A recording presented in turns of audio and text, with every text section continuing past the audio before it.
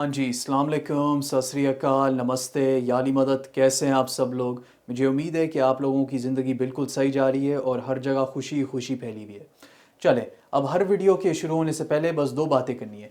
पहली बात यह है कि मेरा नाम है जासिर जमाल और मैं टेक्सास 1031 एक्सचेंजेस से हूँ, और दूसरी बात यह है कि जितनी भी मैंने वीडियोस अभी तक की हैं और आगे जाके करूँगा, जो कुछ भी मैं अपनी इन सारी वीडियोस में कहता हूँ इंक्लूडिंग दिस वन, ये सिर्फ़ और सिर्फ तालीम, इंफॉर्मेशनल और एंटरटेनमेंट पर्पसेस के लिए है। प्लीज़ इसको किसी भी एंगल से लीगल या इन्वेस्टमेंट एडवाइस ना समझिएगा, क्योंकि ये लीगल और इन्वेस्टमेंट एडवाइस नहीं है।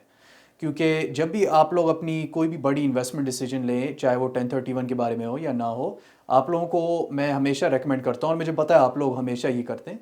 आप लोगों को हमेशा अपनी ड्यू डिलिजेंस करनी चाहिए, अपने सीपीए, अपने टैक्स अटर्नी और अपने स्टेट अटर्नी से मशवरा करके आगे बढ़ना चाहिए। क्योंकि हर एक इन्वेस्टमेंट के अंदर रिस्क होता है। आपको कभी गारंटी नहीं होती ना कि आप पैसे बनाएंगे, कभी कभी आप पैसे लूज़ भी कर लेते हैं। तो इसलिए आपको अपनी ड्यू डिलिजेंस करनी चाहिए और अपने एक्सपर्ट से मशवरा करके आगे बढ़ना चाहिए। चलें, अब वीडियो के अंदर चलते हैं। तो आज की वीडियो में मैं कुछ चीज़ें सिंपल सी मैं पॉइंट आउट करना चाह रहा हूँ, जो जिन पे आपको ध्यान देना चाहिए जब भी आप लोग क्लोजिंग कर रहे होते हैं, चाहे वो रेगुलर क्लोजिंग हो या चाहे वो 1031, स्पेशली अगर 1031 की क्लोजिंग हो।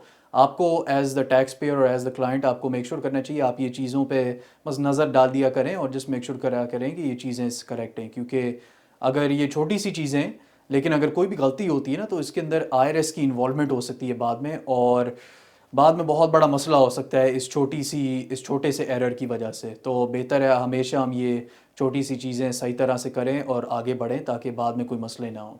तो ये छोटी सी चीज़ें हैं क्या? तो पहली बात ये है कि जब आप अपनी रिलिंक्विश प्रॉपर्टी की क्लोजिंग कर रहे होते हैं ना, जो प्रॉपर्टी आप बेच रहे होते हैं, तो उसकी जब हर्ट स्टेटमेंट या उसकी क्लोजिंग स्टेटमेंट आपके सामने आती है ना, तो आप उसके अंदर सेलर होते हैं और फिर बायर होता है ना। तो आपको बस मेक श्योर ये दो चीज़ें करनी होती है, और ये बहुत इंपॉर्टेंट चीज़ें हैं ये। तो ये रही हर्ट स्टेटमेंट, और ये आप सेलर हैं, इसके अंदर बायर हैं, आप लोगों के अपने लाइन आइटम एक्सपेंसेस हैं, ये सब कुछ है। लेकिन जब आप यहाँ नीचे आते हैं ना, यहाँ पर ये फाइनल एक्सपेंस है, cash due to slash from seller. ये वाली जो फाइनल आइटम आपकी साइड पे आती है ना, जहाँ वो दिखाते हैं कि क्लोजिंग पे जब सारे एक्सपेंसेस निकलते हैं तो कितने पैसे आपकी जेब में आते हैं ना, इधर जब 1031 कर रहे होते हैं आपको हमेशा मेक श्योर करना चाहिए हर्ट स्टेटमेंट को साइन करने से पहले। आपकी 1031 कंपनी या अगर हम इन्वॉल्व हैं, हम मेक श्योर करेंगे कि ये हमेशा इस तरह हो। लेकिन कभी कभी गलतियाँ हो जाती हैं ना सब लोगों से, तो बेहतर है आप भी अपनी नज़रें इस्तेमाल करें और मेक श्योर करें कि जब आप 1031 कर रहे हैं, अपनी आपकी जो रिलिक्विश प्रॉपर्टी की हर्ट स्टेटमेंट है, इधर $0 लिखा हुआ है। क्योंकि ये पैसे जो भी आप बना रहे हैं ना यहाँ पर, ये सब हमारी जेब में आ रहे हैं और हम आपके नाम के एस्क्रो अकाउंट में डाल रहे हैं, आपकी जेब में थोड़ी डाल रहे हैं ना। तो पेपर वर्क पे भी यही मेक श्योर करना चाहिए कि यहाँ पर $0 लिखा हुआ है और कभी कोई दूसरा नंबर ना हो यहाँ पर। तो आप जब भी साइन करें हर्ट स्टेटमेंट को, ये मेक श्योर करिएगा, सही है। और फिर दूसरी बात ये है कि यहाँ हर्ट स्टेटमेंट के ऊपर जो है ना सेटलमेंट डेट होती है ना, कि ये क्लोजिंग कब हुई थी, पेपर वर्क कब साइन हुआ था ना। तो ये सेटलमेंट डेट है ऊपर, और फिर नीचे उसके नीचे डिस्पर्समेंट डेट होती है।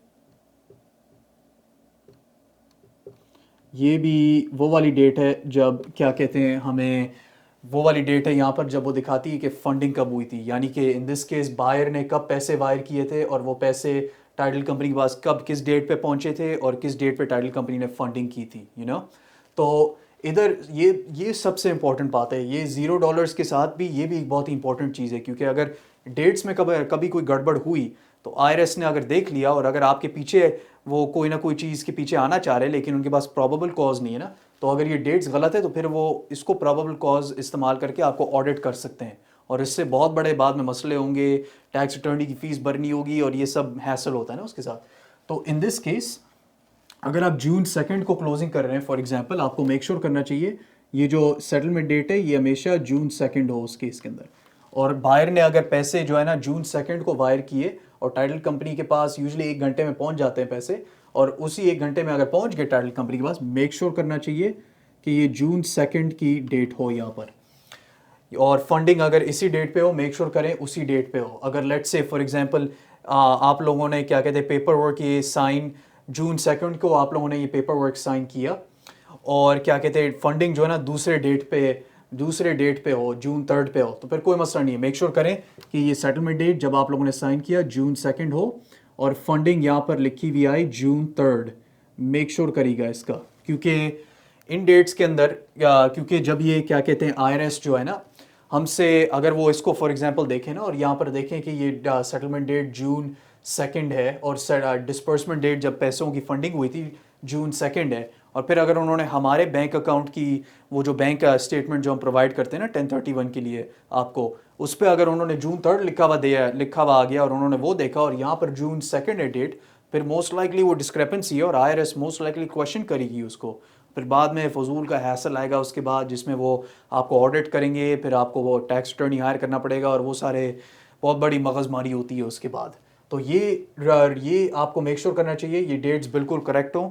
जब भी आप लोग हर स्टेटमेंट अपनी रिप्लेसमेंट रिलिंक्विश प्रॉपर्टी के लिए साइन कर रहे हैं, आपको मेक श्योर करना चाहिए कि ये $0 यहाँ पे लिखा हुआ है आपकी साइड पे, और आपकी ये सेटलमेंट डेट उस वाली डेट पे हो जब आपने इसको साइन किया, और डिस्पर्समेंट डेट वो वाली डेट हो जब फंडिंग हुई थी और जब पैसे हमारे अकाउंट की तरफ आ गए थे। ये आपको हमेशा मेक श्योर करना चाहिए। अगर कभी ये डेट्स गलत हो, अपनी टाइटल कंपनी से कहें कि इसको प्लीज़ चेंज करें, और रिप्लेसमेंट प्रॉपर्टी की जब क्लोजिंग करें सेम चीज़ ही हर स्टेटमेंट पे ये सेटलमेंट डेट और डिस्पर्समेंट डेट बिल्कुल करेक्ट होनी चाहिए एट ऑल टाइम्स। लेकिन the only difference is replacement property की डील में आप बायर है ना, तो आप सेलर नहीं है, तो ये ज़ीरो जो है ना उधर अप्लाई नहीं करेगा। तो आप इसको आप आराम से भूल सकते हैं विदाउट एनी इश्यूज़। तो बस ये एक चीज़ है जो मैं आप लोगों को बताना चाह रहा था, जो बहुत इंपॉर्टेंट है, जिसको हमेशा मेक श्योर करना चाहिए कि ये करेक्ट है और कभी इसके अंदर मिस्टेक ना हो। अब हम चलते हैं एक दूसरी चीज़ के पास। एज़ मैंने अपनी प्रीवियस वीडियोस में जब वो मैंने पूरा स्टेप बाय स्टेप प्रोसेस दिखाया था ना कि वो फॉरवर्ड 1031 एक्सचेंज किस तरह चलता है ना, उसके अंदर कुछ डॉक्यूमेंट्स होते हैं जो आपको साइन करने होते हैं। वो हमारे साथ वो एक्सचेंज एग्रीमेंट है, notice of replacement and relinquish property, और वो असाइनमेंट ऑफ द कॉन्ट्रैक्ट है, ये सब साइन करना होता है। वो असाइनमेंट ऑफ द कॉन्ट्रैक्ट वाला जो डॉक्यूमेंट है वो हमेशा, मैं इधर लिख लेता हूँ, वो आपको हमेशा मेक श्योर करना चाहिए कि आप साइन करें।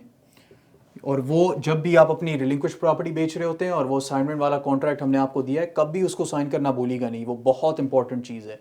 और जब भी आप रिप्लेसमेंट प्रॉपर्टी भी खरीदते हैं ना, फिर हम एक दूसरा असाइनमेंट ऑफ द कॉन्ट्रैक्ट बेचते हैं ना आपको, उसको भी साइन करना आपको हमेशा मेक श्योर करना चाहिए, क्योंकि as the seller for your relinquish property जब आप ये असाइनमेंट साइन करेंगे उसमें आप बता रहे हैं कि आप वो कॉन्ट्रैक्ट आप हमें दे रहे हैं एज द 1031 एक्सचेंज कंपनी।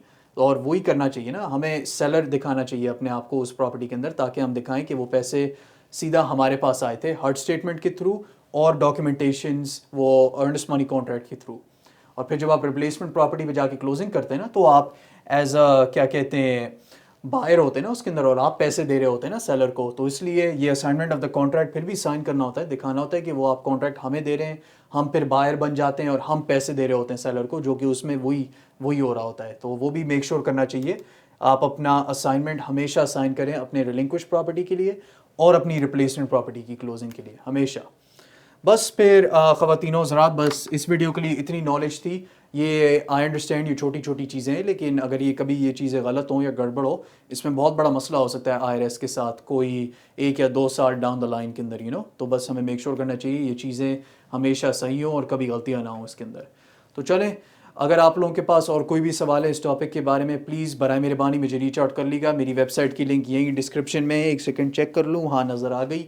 आप मुझे रीच आउट कर लीजिएगा, मैं आपके सवाल का जवाब ज़रूर दूंगा। उतने तक अल्लाह हाफ़िज़, सत श्री अकाल, या अली मदद और नमस्ते।